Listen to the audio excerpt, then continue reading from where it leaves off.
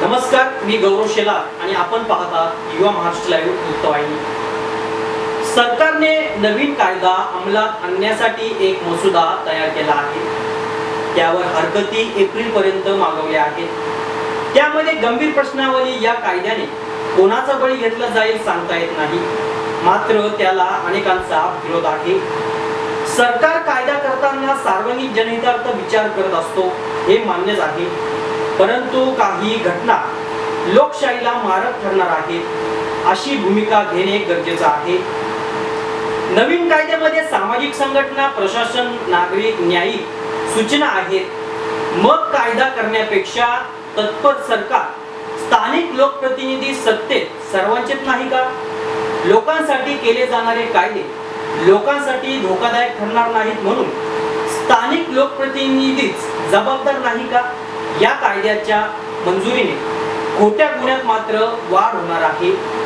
प्रशासकीय पातळीवर न्यायासाठी जाणारा आरोपी पिंजऱ्यात बसणार असेल, मग हा कायदा मसुदा लोकशाहीवर आक्रमण करणारा नाही का? नवीन कायद्याला प्रत्येक नागरिकांचा विरोध आहे। ज्यांना जमल त्यांच्या तक्रारी जातील।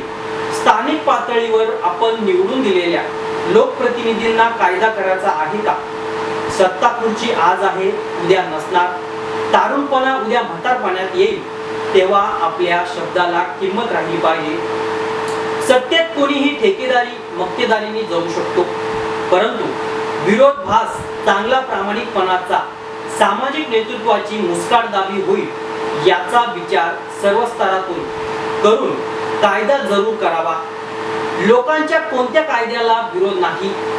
सत्ताधारी, लोकप्रतिनिधी, कार्यकर्ते सुद्धा विरोध करणार नाहीत, पण लोकशाहीचा मूल्य पायदळी तुडवत किंवा नाही याचे आत्मचिंतन करून गोष्टींवर, घटनांवर, म्हणजे वाईट गोष्टी असतील किंवा घटना असतील यावर, गुन्हेगारांवर, वसुलीदारांवर, चिरीमिरी घेणाऱ्या प्रशासकीय अधिकारी असतील किंवा कर्मचारी असतील यांच्यावर मात्र कारवाई झाली पाहिजे।